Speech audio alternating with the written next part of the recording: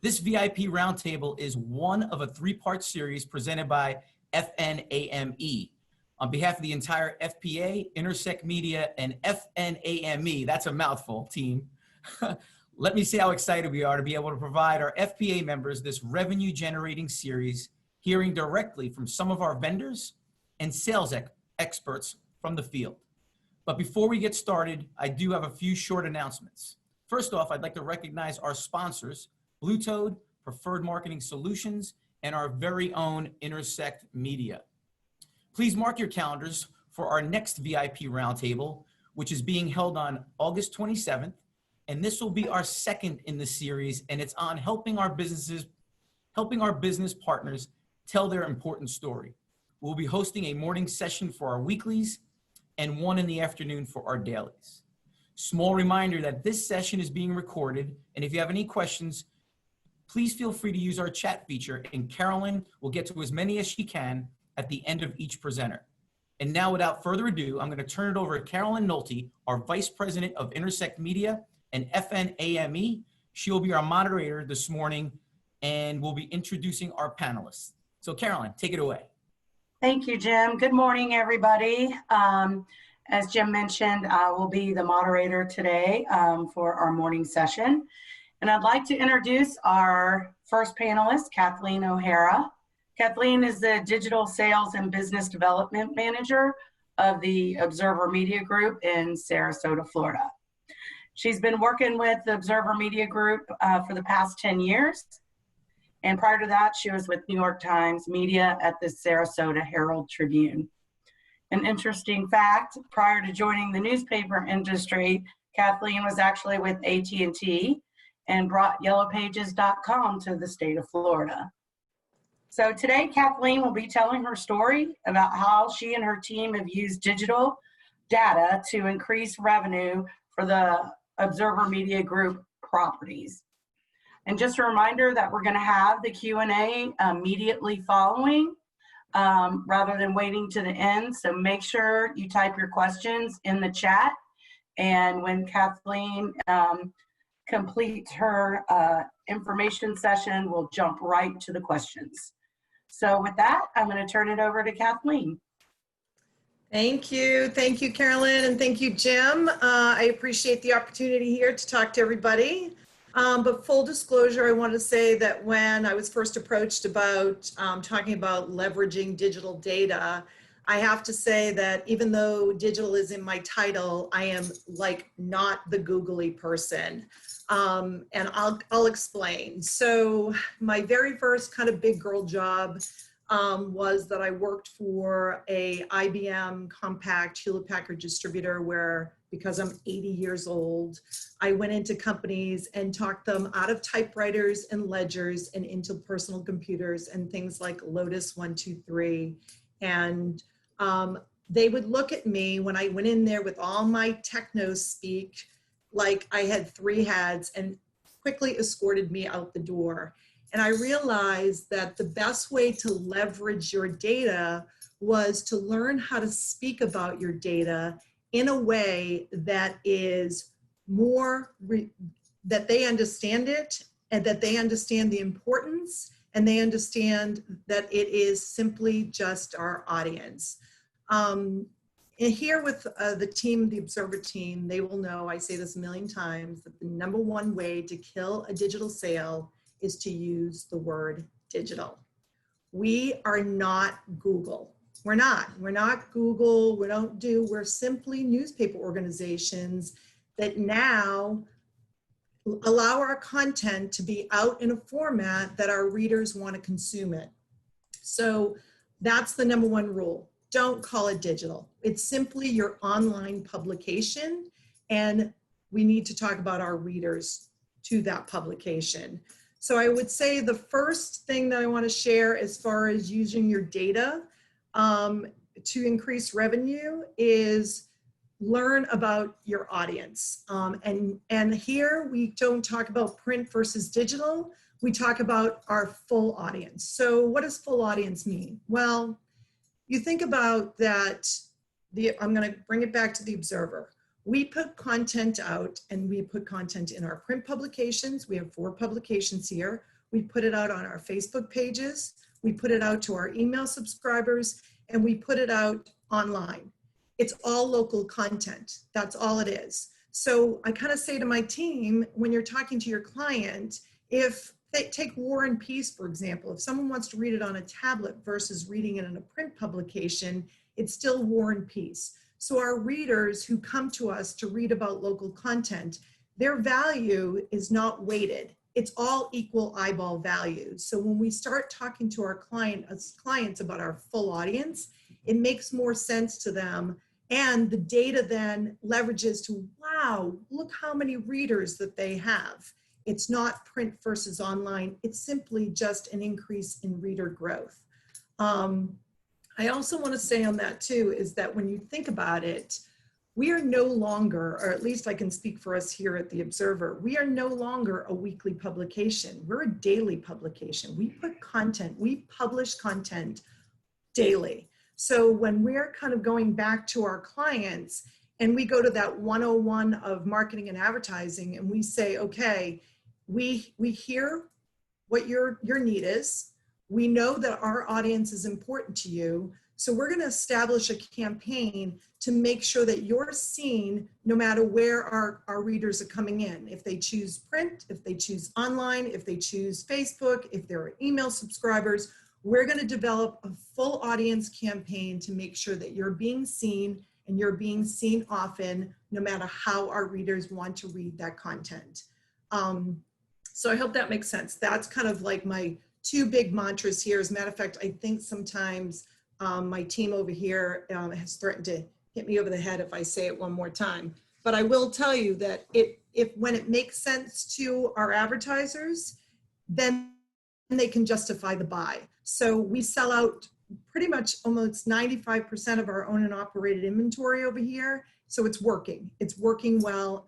And when we look at the results, we know it's working well for our clients, most important.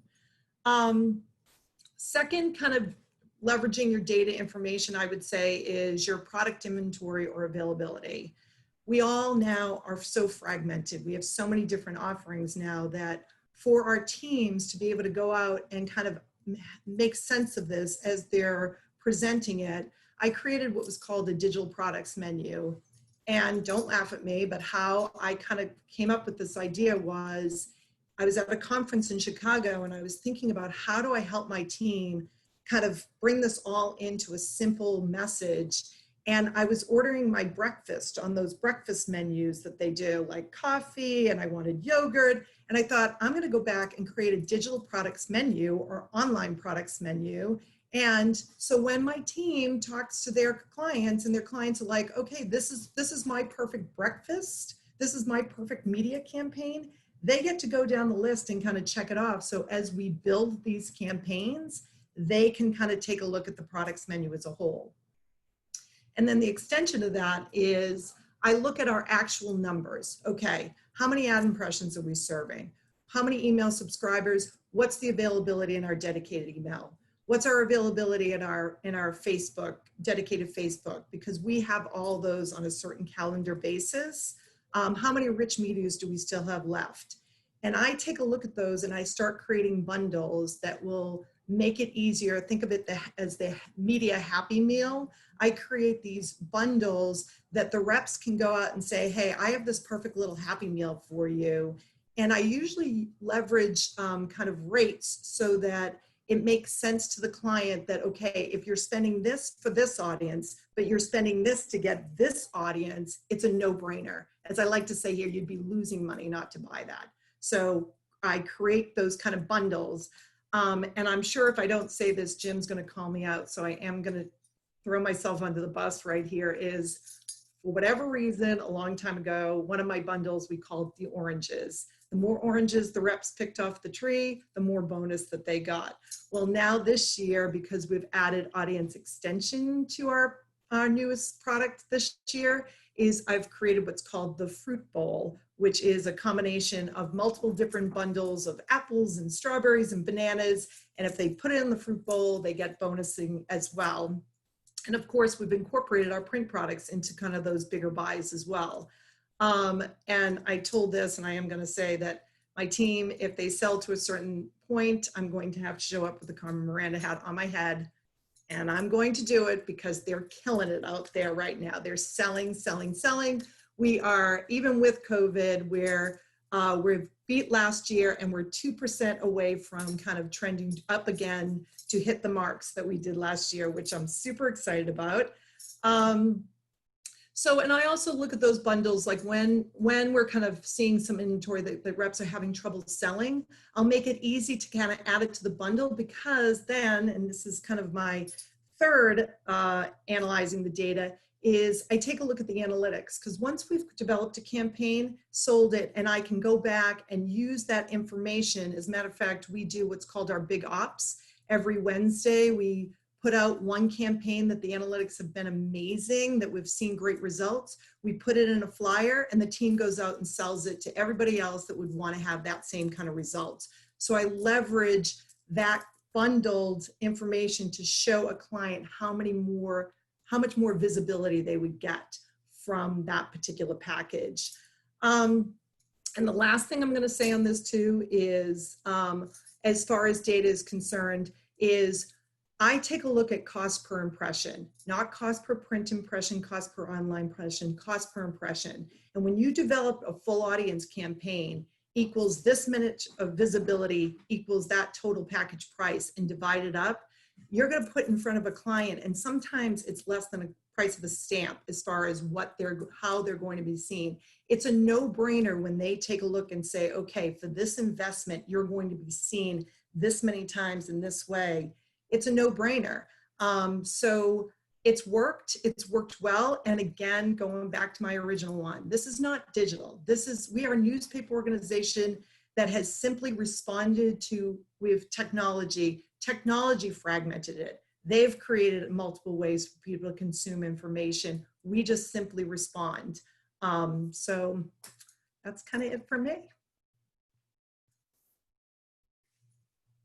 Thank you, Kathleen. I think you hit some really good points about, not calling it digital, but most importantly, knowing your audience, because for weeklies, I feel that, there is a huge opportunity now more than ever to fill a void in the, distribution, not only in print, from the dailies, with, all the changes in TMC and et cetera, but adding and expanding that digital presence, which is really extending your audience.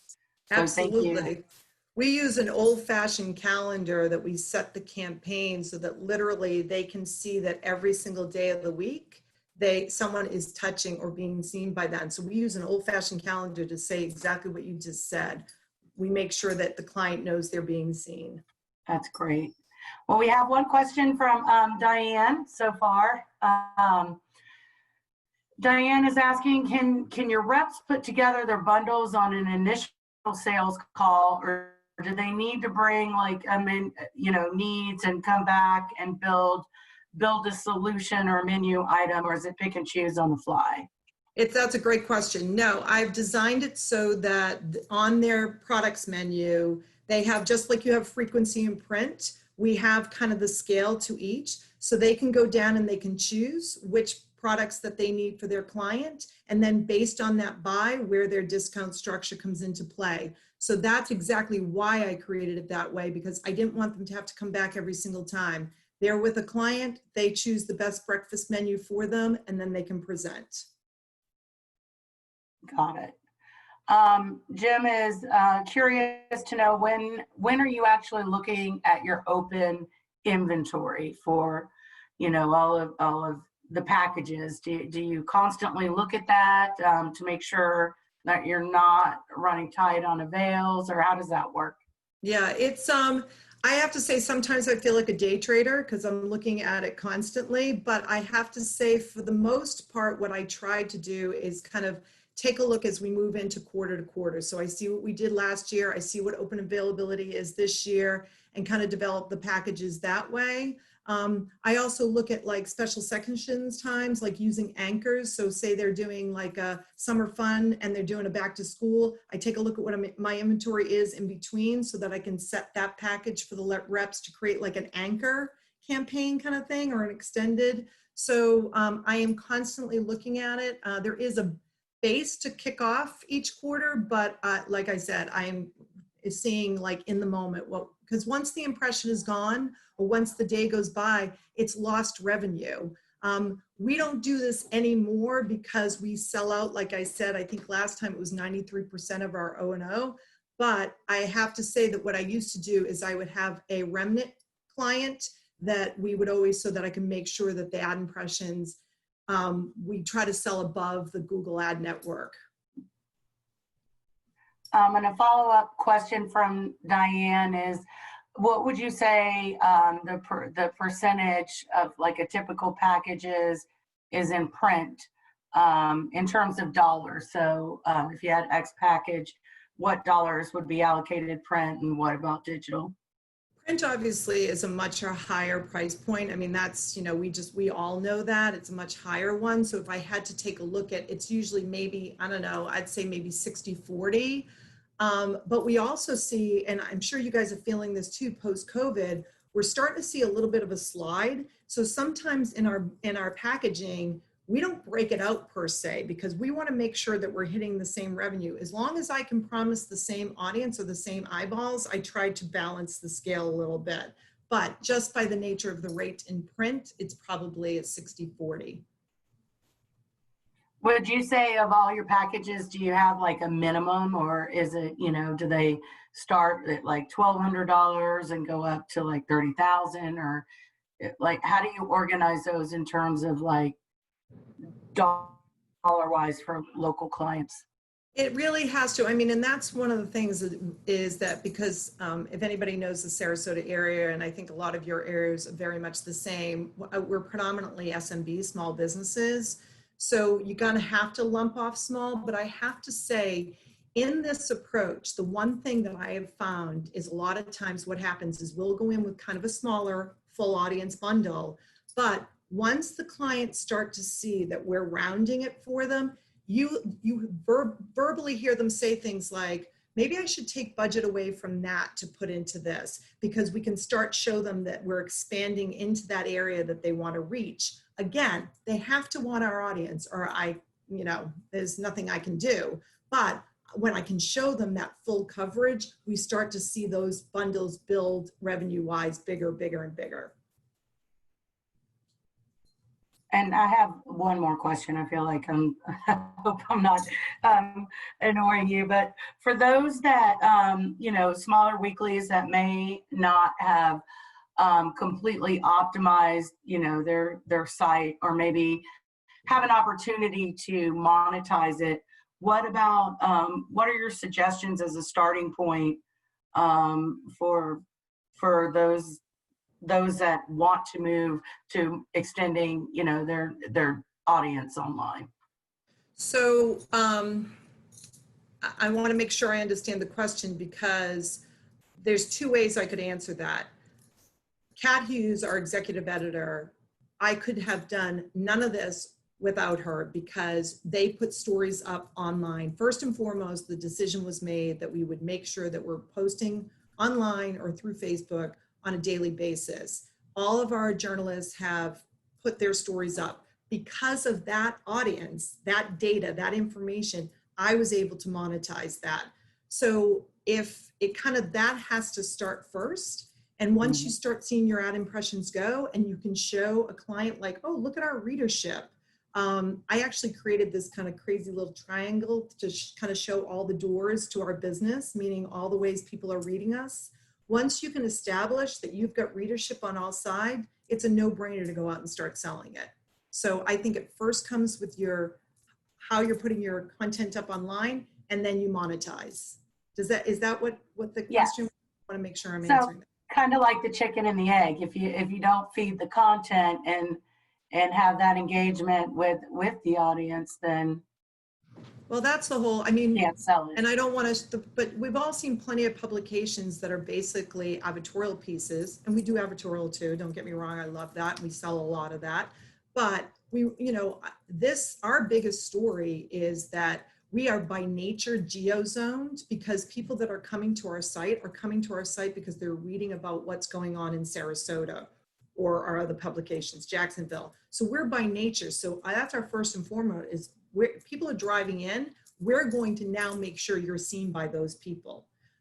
So yeah, I think that would be my answer, is to make sure your newsroom is got a, you know, really, can I say kick-ass on this? Sorry, that's a Boston girl coming up. A really great plan of getting there up online, and then you can go out and start talking about, hey, you want to be seen often, you want to be seen. And don't be afraid to kind of get a few of your major players sold as far as advertisers, and then go out to them and say, hey, you know, look at how many times this person's being seen, and there's no other AC company or no other attorney or no other restaurant being seen to that readership. We want to get you in there. So kind of creating that competition as well. Very good. We have a couple more questions from one from Jerry at the Coastal Star. Of all your digital products, which would you say that would produce the least amount of revenue? Yeah. Good question. So we look at over here, our banner ads, our impressions, daily impressions. I consider that like your display ROP. So that's how we think of it. Everything else, like dedicated e-blast, dedicated Facebook post, rich media. We do Tell Your Stories, which is an advertorial piece where we put articles up online. All of that is kind of your special sections or your one-offs. So we, you know, it's our banners that are our consistents, and then the add-on to that, which is what we make the most of. So I know we charge a lot more for our dedicated e-blast because I have minimized the amount of times that those go out. That's kind of very tight inventory. So during season, when all of our arts groups and stuff, we sell out of that before we get into season, and we rank the price up because you're a one and done. If you get it, it's yours.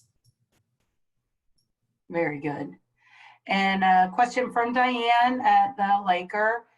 If you publish most of your news and features online before the printed you know, story comes out and is distributed, does it take away from the the value of the printed paper, or is leading with digital kind of a moot point because it's not the printed subscriber as much as the digital consumer? Good question. We did, we kind of pulled our analytics one time. We did kind of a, you know, like a questionnaire, and we saw that about 70% of our online audience didn't read our print product, and that our print people, some of them didn't read our online. But I have to say it again, I got to give credit to Kat and her team, because a lot of times it's kind of breaking news. It's what's happening with that story, and then there's a follow through. And I will tell you, I think it's increased the value, because analytics show you, analytics is a double-edged sword for sure, but analytics will show you, look how much interest there was to that story. And then when you follow up on that story in print, coming up in the week, you know which stories grab people's attention, because analytics will prove that. So it really kind of is a driver in some ways to the print publication for sure. But again, I also, when we talk to our clients, it's not an overlap at any stretch of the imagination. It's how people consume, not us saying that, it's how people want to consume that information. Do you want me to add a little bit more to that? Yeah, go for it. I didn't even know you were on, Emily. The other red. I was a little bit late. So our strategy editorially online is when news happens, it goes up online first. So the facts, what the news is, what happened, goes online. Then in the print product, we expand on that news and we make it more of a feature story of why that news matters to you. So it's a different story in the print product. That's great. Are there any other questions before we turn it over to our next guest. No, thank you so much, Kathleen. I think that was very, very enlightening, and hopefully everyone was able to have some key takeaways that you can go back and increase your bottom line. I'm sure Kathleen will be happy to answer any follow-up questions. Just let us know. Absolutely. Thank you all for your time. So now we are going to move on to Tim Bingaman. And Tim is the CEO of the CVC, which is a Circulation Verification Council. And Tim is, I would dare to say, the founding father of the CVC, which was founded in 1992. Tim believes that necessity is the mother of invention. He spent the 80s and early 90s working for Gannett, Ingersoll Publications, JRC, Thompson, and independently owned newspapers, analyzing struggling community newspaper shoppers and niche products. He's traveled the country working in several states while studying the feasibility of publication in California. That's when Tim realized he did not have the kind of data he needed to make important decisions, and that's how the idea for the CVC was born. So in '92, the CVC was created with only 13 members to meet the data needs of advertisers and publishers who struggle evaluating community newspapers, shoppers, and niche publications and magazines across the country. The CVC processes were designed to give an accurate picture of the publication circulation and readership so that publishers and advertisers can make informed decisions. Today, the CVC now audits over 2,600 editions nationwide with a combined circ over 50 million. Today, Tim's going to share with us how to utilize the CVC data and insights to increase your revenue. Again, just a reminder that we're going to have Q&A immediately following, so make sure you type your questions in the chat box. And without further ado, Tim. Great. Well, thank you, Carolyn. I know you must be all terribly excited to have an auditor speak with you for 20 minutes today, but I'll try and make this as painless as possible for you. You know, what Carolyn gave as my background really, you know, points to an evolution of the way CVC's done business. As circulation auditors, we have a pretty dry business. You know, it's facts, it's figures, it's numbers, it's plus, it's minus. But as a part of our audit processes, we also have to speak to your readers. And so research became a byproduct of what we do to make sure that you're doing what you say you're doing. Well, research has changed a lot. I loved back in 1992 when I just picked up the phone and dialed a residential landline and spoke to people on the phone, and they told me whether they read your publications or not. Well, you know, that has changed so much that, you know, we have to use what's called multi-source studies now. So, you know, we still call residential landlines, we still call cell phone exchanges, but we rely on online studies an awful lot. And the reason for that evolution is because, you know, we have a saying that it really was true 15 years ago, but it's still true today. You know, you show me someone under the age of 40 with a residential landline, and I'll show you someone who lives with their parents. And so as researchers, that's what we really have to watch for. And so we constantly evolve how we do these studies. So our audit reports deliver basic information: reader age, reader income, education levels, a small list of what they intend to purchase to give publishers basic demographics. But in addition to that, we also produce online studies for a lot of our members.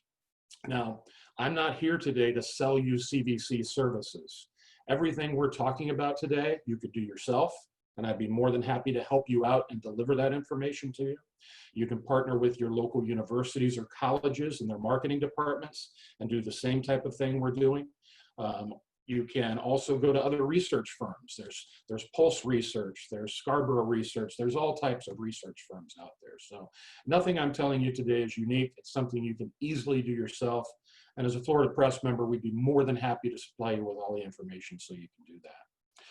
But let's talk a little bit about online studies. Online studies are a great way to inexpensively get basic information about who your readers are, how they interact with your publication, and how they use your publication. Now, I'm a big fan of online studies because it allows us to gather so much more data than I can gather in a 2 or 3 minute phone call with your readers. And so when we're doing online studies, the one thing we warn publishers to do is do not do a long study.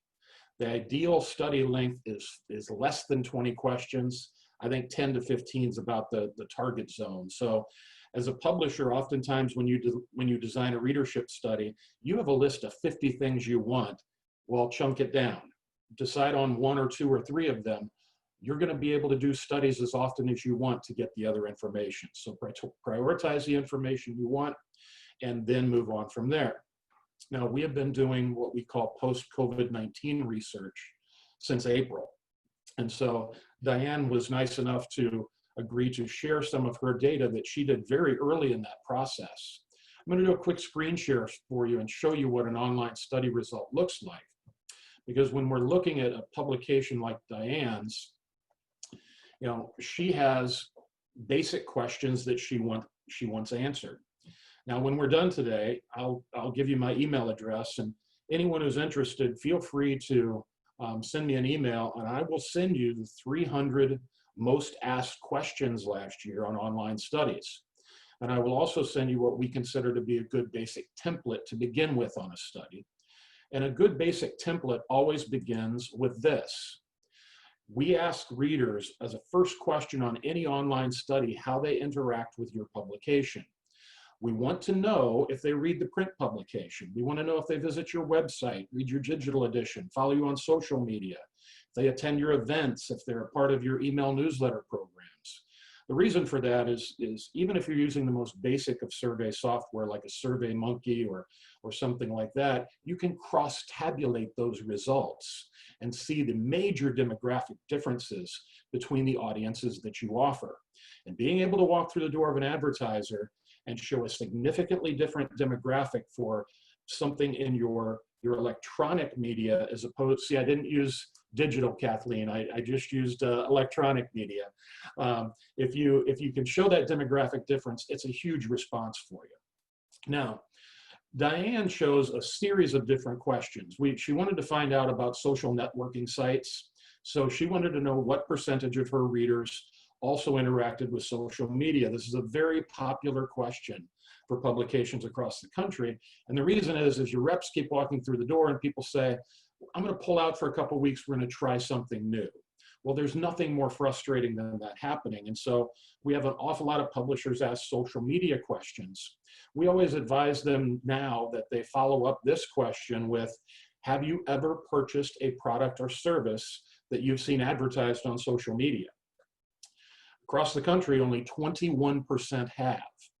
And so most of your newspapers have over 70% of your readers saying they frequently purchase products and services from the ads that they see. By doing an online study, you now have the information that allows your sales reps to go back to that advertiser and say, I know you love social media, but 70% of our readers say they frequently purchase products and services from the ads that they see. Only 21% report that they have ever purchased something from social media. And that's a powerful tool for your sales reps to have. So that's a great question to put on an online study. Now, Diane also wanted to know when they check their social media. She also wanted to know what type of information they share on Facebook. And then she got into some other things that she wanted to see from an editorial side. You know, what type of editorial topics were least important to them and most important to them. So I always tell publishers, think of this as, think of your studies as a possibility to gather news and information about your product, but really think of it also as a sales tool. So there's 2 different types of distinct research that can be done at the same time. Now, this is where we start to get into sales responses. Sales responses are important because all of these things, you know, for instance, 4.25% of Diane's readers said they were going to buy an RV in the next 12 months. Well, each 1% represents approximately 200 RV purchases. And so when you start looking at these purchases, you start to be able to put things into numbers, which we'll talk about here in just a moment. Now, You can also talk about specific types of services. And this is where we start getting into the post-COVID research, because, you know, in most communities, particularly in Florida, that has a lot of affluent communities, what we're seeing is not purchases aren't happening because of what's going on with post-COVID or with COVID-19. What we're seeing is they're delaying those purchases. And so anyone who intended to purchase a new vehicle at the end of March of this year probably hasn't purchased that vehicle yet, but they are certainly still going to purchase that vehicle this year. And so what we do is we start to look at either 3-month purchase patterns or 6-month purchase patterns. And that's important as you move forward in your research. I always tell publishers, you should be doing a survey of your readers every 6 months at the minimum. I would do them every 3 months if I was a publisher, because you can choose different topics and concentrate on different topics. It always allows your sales reps and your sales managers to have brand new, fresh data. You know, look at a long list of retail and service and product categories. The ones you scratch your head on and say, why don't we have any of those in our products, are the ones that you should be targeting. Because what you're then able to do is target another series of businesses 3 months or 6 months down the road in your next study, and continually give your sales reps brand new information so they can walk through the door and talk to your advertisers about what your readers are going to purchase. You know, when I train sales reps, we try to talk to them about something that's very important. Because if I'm a retailer or if I'm a small business owner, every single representative for media walks through the door and talks about themselves, their next great special section, or their great new combo rates, or all the other things that we're guilty about talking about. You know, radio and TV talk about their #1 in this time segment or this time segment, when really the only thing that advertiser cares about is why your readers are their potential customers. So stop talking about yourselves and start talking about your audience, and you will sell a lot more advertising in the next 12 months. And so that's why these online studies are so important. You know, here is another example. Diane wanted to know about pet and animal businesses. So she's able to get percentages of what her readers are going to be doing in the next 12 months. You know, here's general retail businesses and purchases in the next 6 months. So she knows the percentages for all of these. And so as she went down through this study, she kind of balanced it based on, you know, what was important to her. Here's retail home business products, and she now knows the percentages of purchases. And the percentages of purchases are important because then she can equate those to numbers. And I'm going to show you another screen here in just a moment. We ended her study with, she wanted to know the age ranges of children within the households. That's kind of a building question, because her next study will take things even further than that and talk about purchases for those children and age ranges. But now she knows the age ranges of children within those categories. Now, here's why that's important. Our next screen share talks a little bit about a percentage of purchase. And hang on here just a moment. This is an Excel spreadsheet. It's very easy to put together once you have your online survey data. For instance, here in the East Pasco edition, we knew that 16% of readers were going to buy carpet and flooring. This is what's called a purchase multiple. It's simply her net circulation times the number of percentage of papers that are purchased each week. Now, when Diane's sales rep walks through the door, they're able to talk about the 1,178 carpet and flooring store purchases that are made by their readers in the next 12 months. Now, with a post-COVID study, you'll know it for 3 months or 6 months, a shorter period of time. Now, we supply our clients with the national average for each purchase category. For instance, the national average for carpet and flooring is $1,899. So now Diane's sales rep knows that her readers or their readers are going to spend $2.2 million on carpet and flooring over a 12-month period of time. Now, in addition to that, we come over here and we start to look at the cost of a full page, half page, or quarter page ad over a 12-month period of time. And the number that we see after that, that's 22.7, that's the number of carpet and flooring store purchases that have to be made at that retailer if they buy a full page ad in order for them to have an effective ad campaign. So not only are we able to tell that retailer exactly how many products are going to be purchased in their category, we're able to tell them the amount of spending, and we're also able to direct them to what size ad they should be buying. Every carpet and flooring store purchase, or every carpet and flooring store in Pasco County should be buying a full page ad in Diane's publications, because we know there's 1,178 carpet and flooring store purchases that are already going to happen, and only 23 have to walk through that carpet and flooring store's door and buy carpet and flooring. Less than 1% have to buy carpet and flooring, and that guy has a successful ad campaign. Now, this is what's called working in gross. We also teach people to work in net, because the average profit for a carpet and flooring store is 40%. So on an $1,899 sale, they're going to make $760.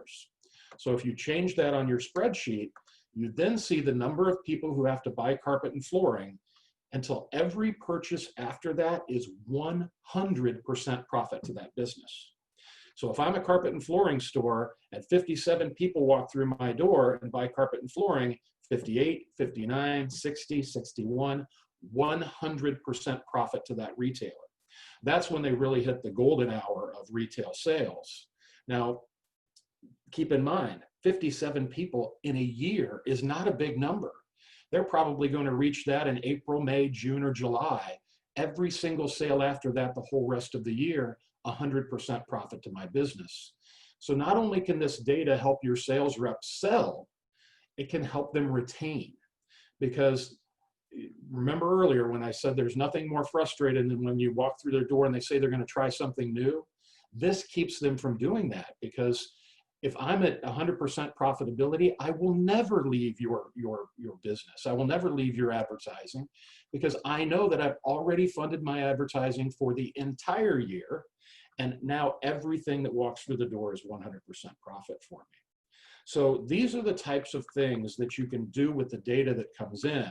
Once again, it's very easy to do. This is not rocket science. This is something that's easy to do and easy to perform. You're looking at a few hours if you do it yourself, and then a few hours to set up spreadsheets and other things. Because in addition to spreadsheets, you can also do collateral materials. And I recommend all publishers do collateral materials.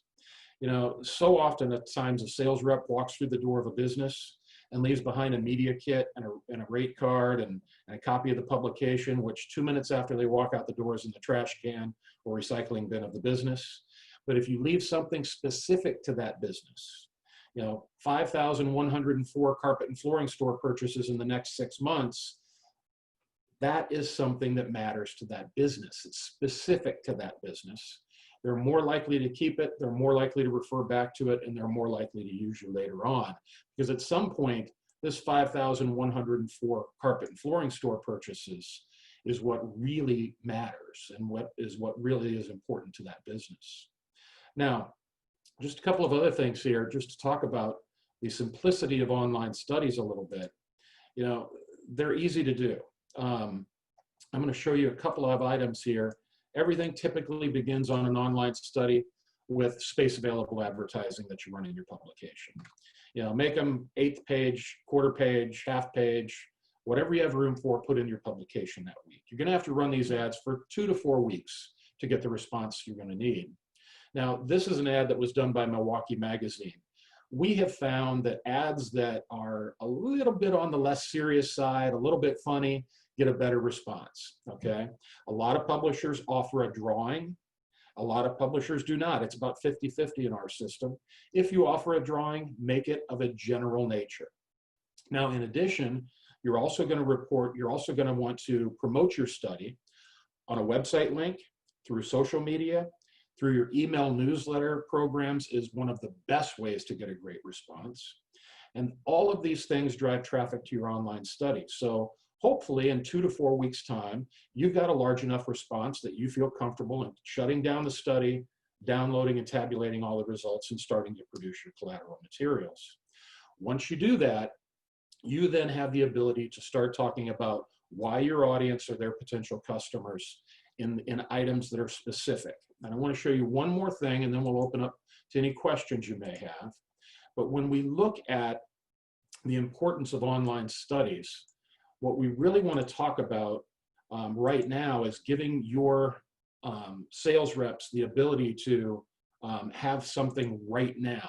There's so much in the way this question is phrased, and it's, which of the following types of professional service businesses you or members of your household plan to get new or change your current provider for in the next 3 months? It's important because it's not just saying what they're going to purchase in 12 months, it's an actionable plan under 3 months, and it's talking about what they're going to get new or change. Now, this happens to be professional services. There are literally hundreds, if not thousands, of samples on different things you could do. You choose the businesses that you want to do that with. But you know, even at 7.4% people looking for a new accountant or CPA, keep in mind for the average size publication, each percentage point represents about 200 sales. And so, you know, these percentages always equate to numbers, and then they always equate to dollars. And that's the way we train your sales reps to then talk about exactly what happens when we go out and begin to sell with data instead of talking about themselves.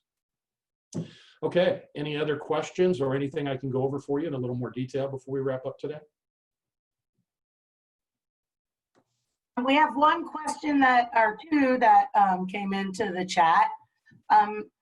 You mentioned, like with the magazine ad, there might be a drawing or a giveaway. What about anything else for survey participation? Do some newspapers give a gift card or a spiff or something for everyone that answers it, or some nothing, or is it a drawing? Yeah, we've literally had all types of things. Some people offer a $5 Starbucks gift card to everyone who completes the survey. Some people offer membership in their reader club and a certain spiff on what may happen at a certain business. Some people just do one drawing, you know, $100 or a $250 Publix gift certificate is very popular with our Florida contests that publishers choose to run. But, you know, once again, you don't have to invest in a prize. People will answer your surveys because they want to help you. You know, that you're an important news source for them. And, you know, there's a lot of ads that we have that I could share with you that talk about, we want to know more about you so we can serve you better. So if you're not going to offer a prize, that's the message you want to have in your online ad. If you're going to offer a prize, you can make it a little more fun, and you're going to get a big enough response. And, you know, keep in mind, folks, a lot of people are really scared of research because you're going to get good news and you're going to get bad news typically. You know, the good news you promote like crazy, and the bad news, you're the only person that sees it, but at least you have the answer to the question. So don't be afraid to ask tough questions. Just know that it's better to know if you may have some challenges and work on them over the next year than it is to be fearful and not do a study at all, because supplying your sales reps with new data every 90 days is far more important than not getting bad news. And you know, being able to bury that bad news and you're the only one that sees it and you run it through the shredder is fine. That's not a problem. Go ahead and do it. But yeah, don't be afraid to get that data and information. It seems like we have a couple similar questions. What is an ideal sample size, and what is like a minimum, you know, response rate that would be a stable study? That's a great question, and it's different for everyone.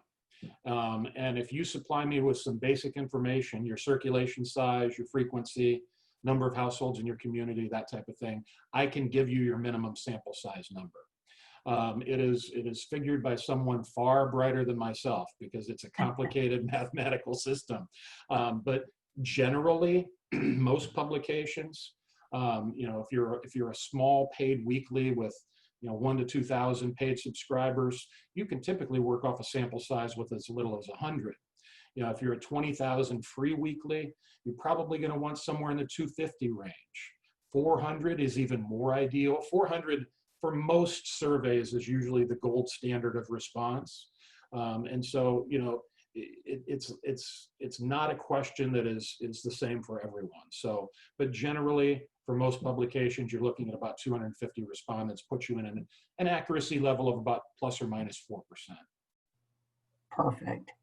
And how often do you recommend doing these surveys? Annually or more frequently, or? Definitely more frequently. I would be doing surveys at a minimum every 6 months. We supply them free for our members every 6 months, and that's more that's the frequency that they tended to use it more than anything else. If I was a publisher, I'd be doing them every 3 months. 30 days on, 60 days off, 30 days on, 60 days off, as far as an active survey running. Because like I said, when you start looking at these questions that I'll send you, there's 300 plus questions that publishers are asked. You're gonna see 100 of them and go, gosh, I really wish I knew the answer to that. Well, don't throw out a survey with 100 questions. Get that survey information over the course of the next couple of years. Just prioritize it and choose what's most important to you. Yeah, I would do them every 90 days, particularly now. If you're going to do them every 90 days, keep them 10 to 15 questions. If you're going to do them every 6 months, you can do as many as 20. Never do more than 20, because 21, 22, and everything after that, they're just answering to get to the end of your survey. They're not giving you good data. Got it. No, very, very helpful. Just out of curiosity, after, do most publications that do surveys, do they send like a bounce back, thanking them for participating? And do they keep a communication line open, for maybe future surveys that may be out there, or is it just kind of one and done? I would assume that most of you have pretty effective email newsletter programs right now. And one of the questions that we always put on a survey, it's on our templates, which I'll send you, is do they want to sign up for your email newsletter programs, and do they want to be contacted in the future for future studies?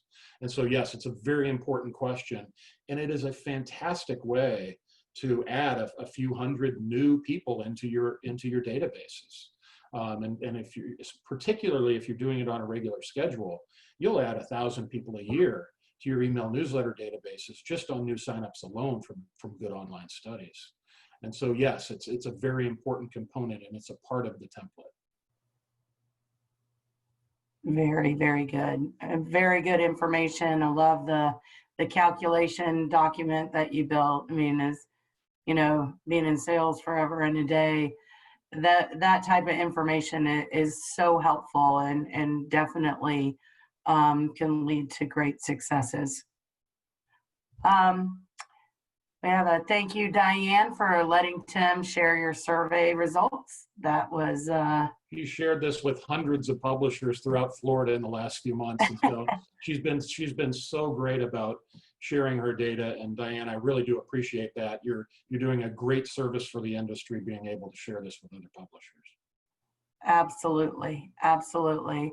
Are there any additional questions before we conclude our session for today? Don't see any in the chat. All right. Well, I want to say a special thank you to all of our panelists, Kathleen and Tim, and our presenting sponsor, FNAME, and to our other sponsors, Blue Toad, Preferred Marketing Solutions, and Intersect Media. Hope that you all found value in our session today, and we always look forward to hearing feedback from our members. So please send any suggestions for future VIP roundtables our way. We look forward to seeing you again on August 27th for our next roundtable discussion on helping our business partners tell their important story. So thank you again, and thank you for joining us, and I hope you all have a great rest of the day.